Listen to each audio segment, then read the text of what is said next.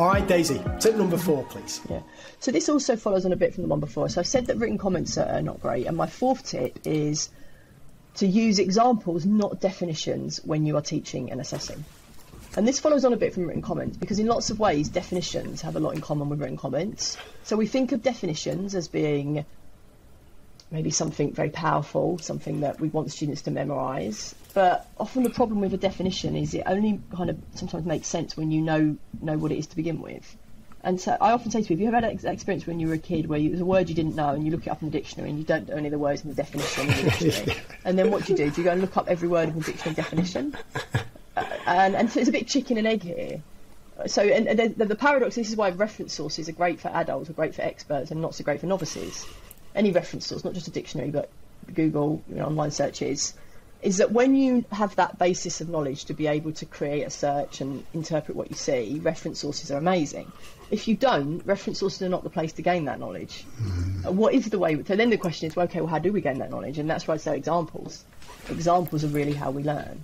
And there's really interesting stuff on the philosophy of science about this. Michael Polanyi and Thomas Kuhn, they both write about this in terms of scientific breakthroughs and how scientists come up with kind of new ideas, or in terms of words in science, like the word energy in physics. What does that mean?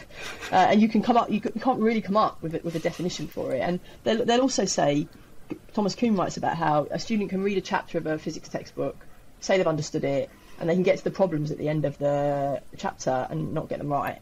And he says it's the problem set at the end of the chapter that really communicates the concepts. And I think that's true of all learning. We learn with examples, not with definitions. And as I say, a lot has been written about this, that the kind of very high end of science, of sort of physics and maths, and how you have these big, scientific revolutions. But you can see it in everything, and you can see it in the basics of how younger children learn. And the area where I've engaged with it most is in teaching, is in grammar, and particularly one I'm fascinated with verbs. Because I just fit a verb, it's a bit like energy in physics. Like I've just come to the conclusion there's no really good way of defining a verb that is going to let anyone, child or adult, reliably then use that definition to decide what, get 100% right in, finding the verb in 200 sentences. It's just, and then people sort of wrestle over definitions. So obviously the one that a lot of kids will come up with, they'll know, is a verb's a doing word. And then you have people who go, oh, that's just too trivial, and they'll come up with this more complicated definition. A verb is a state of action, blah, blah, blah, blah, state of being. And they'll say that's a much better definition. And my point is, we can argue about the definition all day long. I don't think either of them are good definitions, because I just don't think it's possible to define it to do what you want it to do. And what is the way you're really going to learn what a verb is lots of examples. And then my favourite sort of, the 2 examples which will show where students are up to with their understanding of a verb is give them a sentence, I run to the shops, say what's the verb. And most students get that right. And most students will say run is the verb. And they'll do that because they probably do know verbs are doing word, something to do with running, run. So then you give them the sentence, I went for a run. Say what's the verb? And they'll all say run again. Okay, and then you say no, it's went, and they'll go, it can't be went's not doing it. Right? But even if you taught them it's a state of action or being, went doesn't sound like a verb, it just kind of doesn't. And yet it's, one of the top 5, 10 most common verbs, comes from go, which is the same with be. The hardest verb of all to understand is the most common verb. So to be is the most common verb in English, and it's the hardest verb to understand in terms of if you're going to define it as a doing word. It just doesn't sound like that. So how do you get around this? It's just not with definitions, with lots and lots and lots of examples, and seeing examples in lots and lots and lots of different contexts.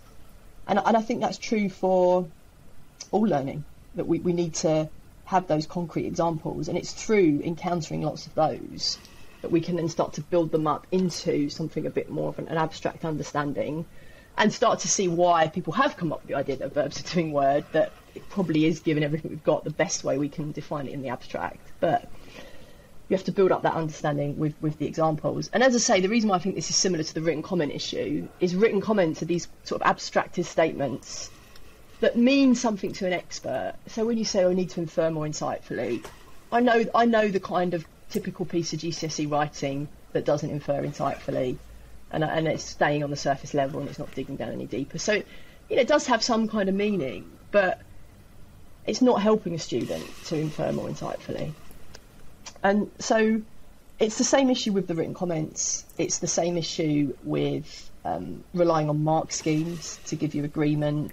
It's the same issue with relying on definitions. And it's one of the reasons I do have a slight worry about knowledge organisers.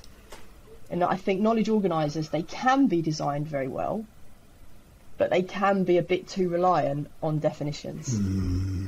And I just think you have to be really careful with that.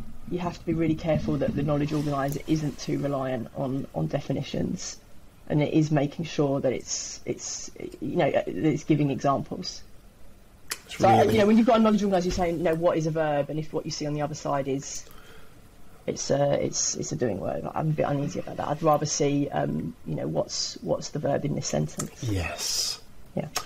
Well, this is when I saw this on your list of tips to discuss, I was well happy, Daisy, because it's one of my favourite things to talk about. So let me try and sell you on the dream of this. What's something that works in maths? Because I've been looking for someone to talk to about this who's not a mathematician to see if this works elsewhere. So you're just the person for this, Daisy, right?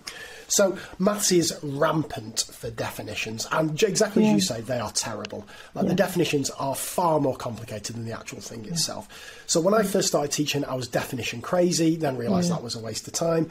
Then I switched to kind of a single example, and that's a bit problematic. So if we use triangle's a good one here. The definition for a triangle is terrible, because you've got to understand what a plane figure is, what a side is, what an angle is. So then you give the kids an example of a triangle, but the problem with that is you tend to stick to a really conventional one with a horizontal base and isosceles and so on, so that's not great. So then I learned to do more varied examples, so you have some scaling triangles and so on, that's good as well. But then to truly understand what something is, you've got to know what it isn't. So then you switch to non-examples. So this is a triangle, this is not a triangle. That's definitely better. But where I'm at the moment is I like related examples and non-examples. And I think this fits in well with your run thing there.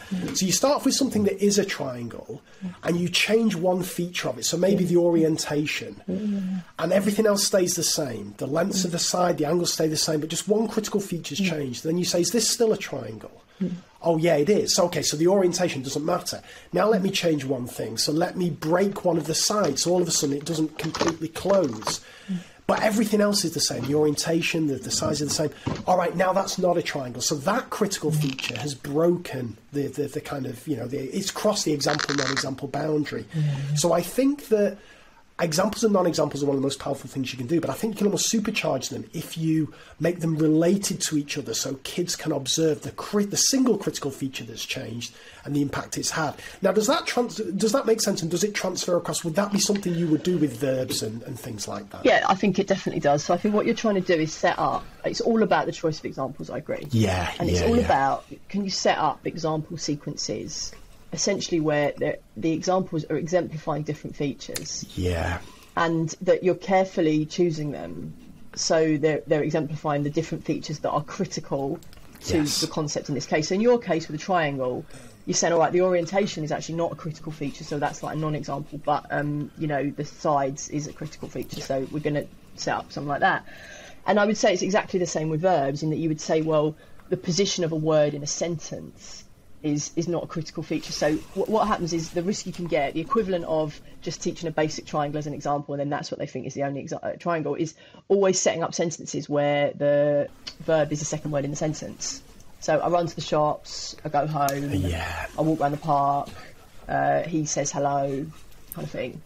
And then the students just get the wrong idea that, well, it's always, a verb's always the second word in the sentence. Yeah. So they've defined it too tightly in the way if you're just giving them a simple triangle, they're defining it too tightly as that, and it's with the orientation, the base at the bottom, that they're just saying that's the only triangle possible. So that's the equivalent you would get with a verb, and that's what I think a lot of students' understanding kind of is.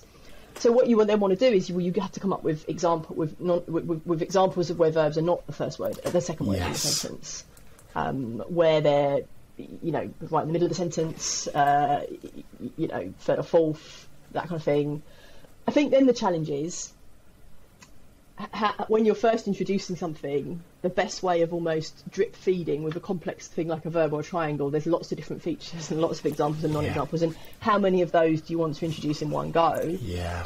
One of the things that Siegfried Engelmann talks about when doing this with verbs, which I can never kind of make my mind up on this, is he says straight away you should be introducing verbs that are more than one word, not just one word. And I sometimes think that's kind of too hard to begin with. Like, is that like going in with an isosceles triangle? Yeah. But I kind of think you do want to start. My take is you do want to sort of start with some of the obvious ones, but you don't want to spend so much time that they just think that obvious one is the only example. And I do think ultimately these are empirical questions which you can settle with research. And you can set up different sequences and say, well, which one leads to the best understanding. And this is why, Engelman talks a lot about the picky detail, and this is why I think it is picky detail, but it's really important.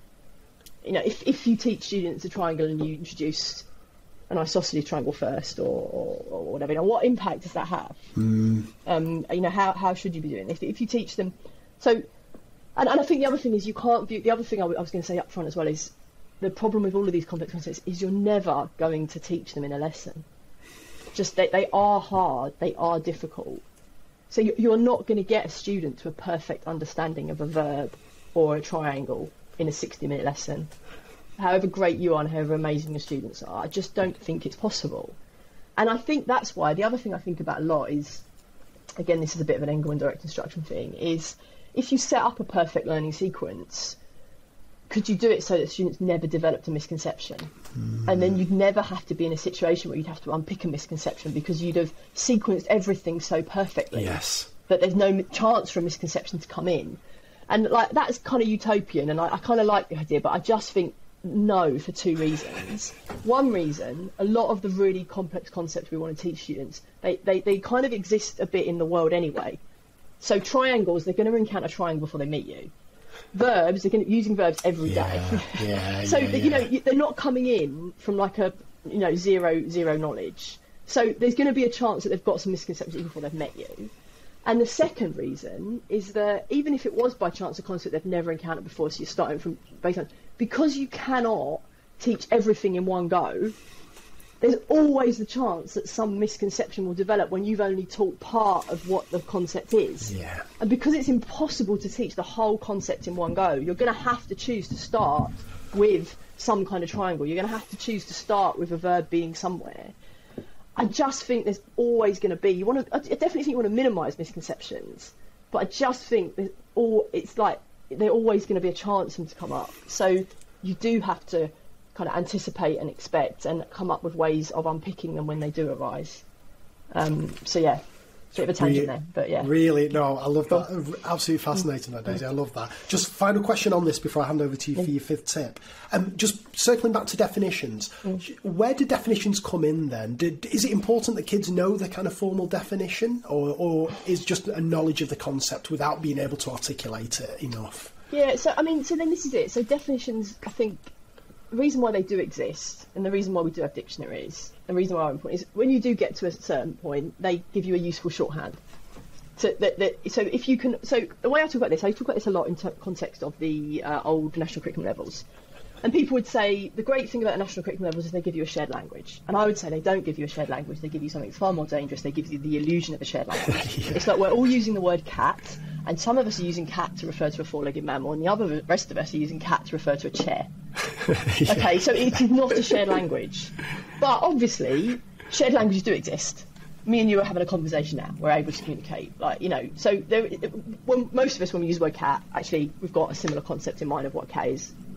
So, communication is possible. I'm not going down some extreme kind of postmodernist route here where it isn't. I'm just saying that the national curriculum levels were not a good shared language. So the point is that what you want to do is build up, if students, you can build up their understanding enough, you can get to the point where cat or triangle or verb becomes a very convenient shorthand for a concept that everybody agrees on. So that you do want to get to that point. And Doug Lemov makes this point very well about the value of a definition, which is that he talks about democracy. But that's a really abstract term. And if you're just talking about it in a very concrete term, all the time you've got to go, oh, that thing where we get out a big bag and we all have a stone and we all put the stone in the bag if we agree, or we take it out if we don't agree. That's really convoluted. So if you can have an abstract word that embodies that very convoluted concrete process, that's really useful. And that speeds up communication, and it speeds up thinking, and it speeds up the ability to communicate with others and build on thought. So I do think definitions are important, and I do think words are important. I just think words can be really dangerous in that you can use them, as I say, with CAT or with the national curriculum levels and think everybody is agreeing with you, and actually you're all in your own bubble. So for me, it's about almost the aim of education is getting to a point where all these words do mean roughly the same things, and that's what enables communication. And more than that, that's what enables civilization. If you can't talk to each other, you cannot build anything together. You know, whether that something is building a community or a society, or whether that something is building a complex artifact. Flipping it, we're going deep, Daisy. I love it. Definitely, all the time, Craig. Absolutely. And I said it would be the last thing, but just the final thing on that. That's why I'm quite a big fan of those, the Freya diagrams or the Freya models, where at the end of a concept, the kids write a formal definition, but then they have to give an example and a non-example of it. And I always like to just go one step further and say, give me an interesting example and an interesting non-example. Or in other words, give me an example that someone might think's a non-example, and give me a non-example that someone might think's an example. Because I think if you can push kids right to the boundary of that definition, that's a really good test of whether they understand something or not. So I quite like doing that. But anyway, that's just sounds good. Yeah.